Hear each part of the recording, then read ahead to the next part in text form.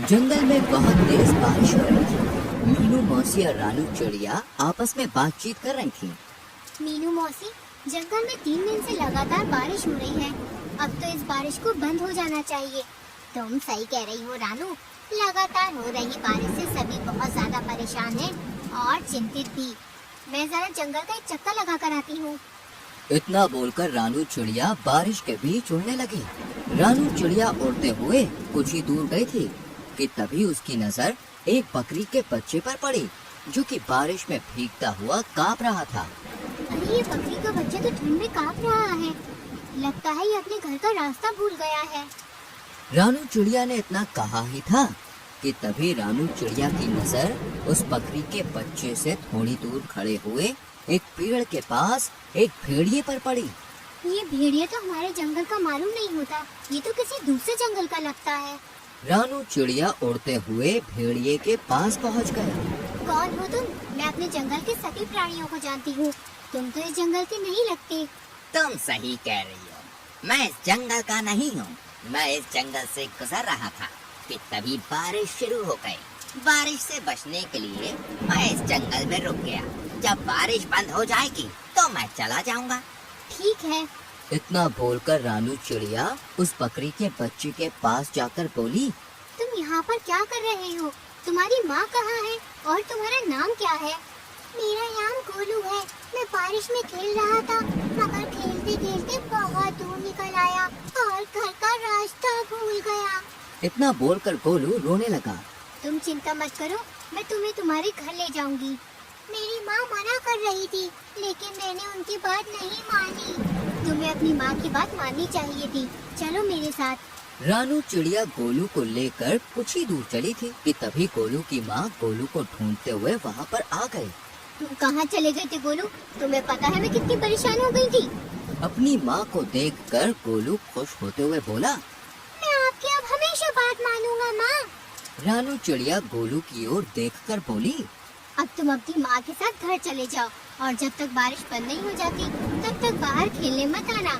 गोलू अपनी माँ के साथ चला गया और रानू चिड़िया उड़ते हुए मीनू मौसी के पास जाकर सारी घटना बताने लगी। रानू चिड़िया की बात सुनकर मीनू मौसी बहुत गहरी सोच में डूब गई। मीनू मौसी, आप इतनी गहरी सोच में क्यों डूब गई?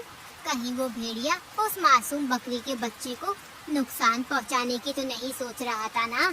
अरे नहीं मीनू मौसी, वो भेड़िया तो खुद डरा सहमा पेड़ के नीचे खड़ा हुआ था। बारिश बंद होने के बाद वो चला जाएगा। अगले दिन बारिश थम गई। रानू चिड़िया धूप का आनंद ले रही थी कि तभी मोनू चिड़िया वहाँ पर आकर रानू चिड़िया से बोली, अरे रानू, तुम यहाँ आकर बैठ गई हो और वहाँ पर बेचारी एक बकरी फूट फूट कर रो रही है। कौन सी बकरी फूट फूट कर रो रही है? मुझे नहीं पता। वे बेचारी अपने बच्चे को ढूंढती फिर रही है। उसका कहना है कि उसका बच्चा कल रात से घर से लापता है। चलो मेरे साथ। रानू चिड़िया मोनू चिड़िया के साथ तुरंत वहाँ पर चली गई। उसने देखा वह बकरी गोलू की माँ थी।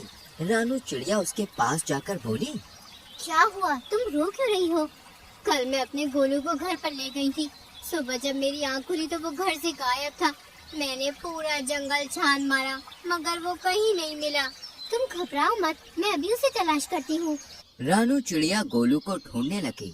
तभी उसकी नजर एक पेड़ के नीचे उसी भेड़िए पर जा पड़ी, जो कि आराम से लेटा हुआ था। रानू चिड़िया उस भेड़िए के पास जाकर बोली, क्या तुमने एक बकरी के बच्चे को कहीं देखा है? वही बकरी का बच्चा जो कल बारिश में भीग रहा था। मैंने किसी बकरी के बच्चे को नहीं देखा। वैसे तो तुम कह रहे थे कि बारिश होने के बाद तुम यहाँ से चले जाओगे। हाँ हाँ, चला जाऊंगा। तुम तो ऐसे बोल रही हो जैसे कि इस जंगल की राजा हो और यहाँ पर तुम्हारा ही अधिकार चलता है। अरे मेरी जब मर्जी होगी मैं यहाँ से चला जाऊंगा। रानू चिड़िया अपने मन ही मन में बोली, मुझे तो इस भेड़िए पर शक हो रहा है। मुझे जंगल के राजा शेर से इसकी शिकायत करनी होगी। रानू चिड़िया जंगल के राजा शेर के पास चली गई और सारी घटना बताती हुई बोली, मुझे उस भेड़िए पर शक हो रहा है। तभी शेर क्रोधित होकर रानू चिड़िया से बोला, इसका मतलब वो भेड़िया सही बोल रहा था। तुम हमेशा जंगल के प्राणियों के खिलाफ मेरे कान भरती रहती हो।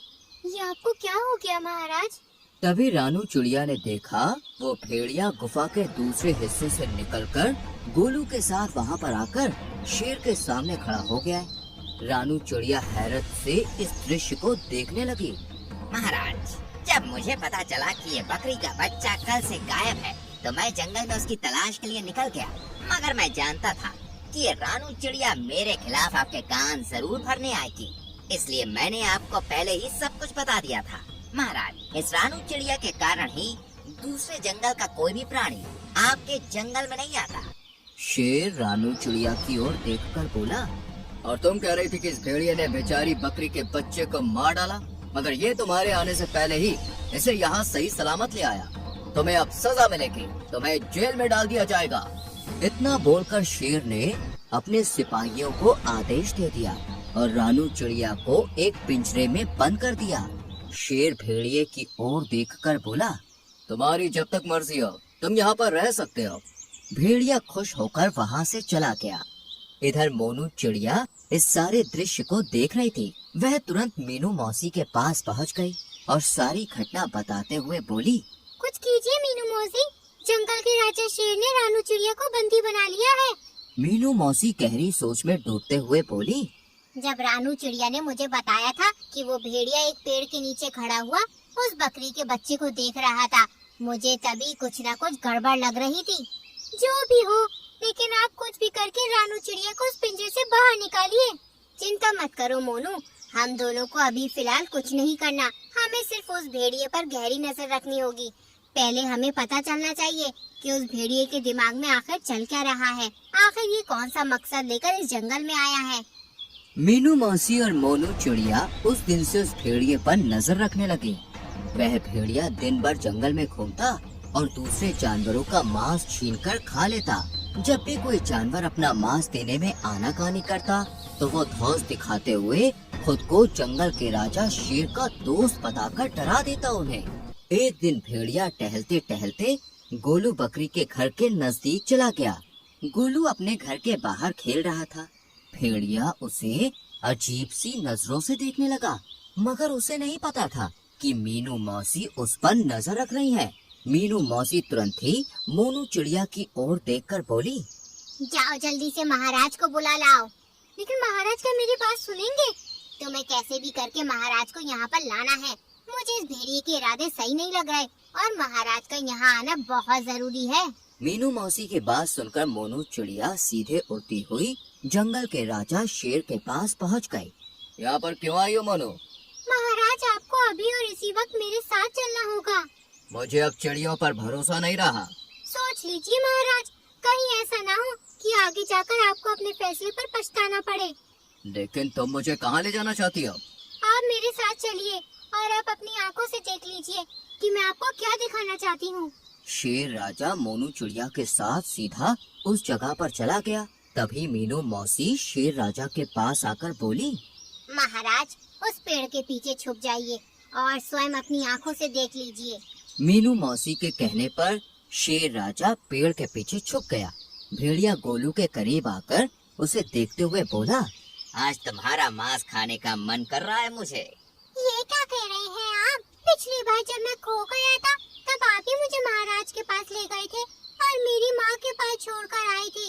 मूर्ख बकरी के बच्चे, वो तो मेरी सिर्फ एक चाल थी। मैं जानता था कि इस जंगल में रानू चिड़िया सबसे ज्यादा तेज दिमाग की है।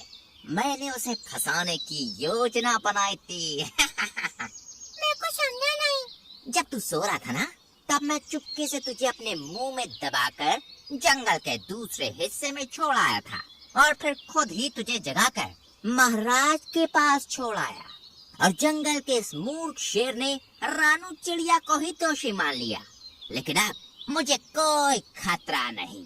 अब अगर मैं तुझे खा भी जाऊंगा तो जंगल का राजा शेर कभी विश्वास नहीं करेगा। तुझे खाने के बाद मैं जंगल में अपनी मनमानी शुरू कर दूंगा। इतना बोलकर भेड़िया गोलू बकरी के बच्चे के ऊपर हमला करने वाला था कि तभी शेर दहाड़ता हुआ वहाँ पर आ गया। शेर को दहाड़ता हुआ देखकर भेड़िया पूरी तरह से घबरा गया। अच्छा, तो ये थी तुम्हारी चाल? तुमने जंगल की सबसे ज्यादा समझदार और मेरी विश्वसनीय पक्षी को मेरे ही हाथों बंदी बनवा दिया। मैं तुम्हें जीवित नहीं छोड़ूंगा। इतना बोलकर शेर ने भेड़िए को उसी समय मार दिया और मीनू मौसी की ओर देखकर बोला, मुझे क्षमा कर दो मीनू मौसी, मुझसे गलती हो गई। कोई बात नहीं महाराज, वो भेड़िया बहुत ही ज्यादा चतुर था और उसने अपनी चतुराई का फायदा उठाकर आपकी आंखों में विश्वास की पट्टी बांध दी थी। शेर राजा ने रानू चिड़िया को आजाद कर दिया, लेकिन इस बार सबकी हीरो मीनू मौसी बन गई।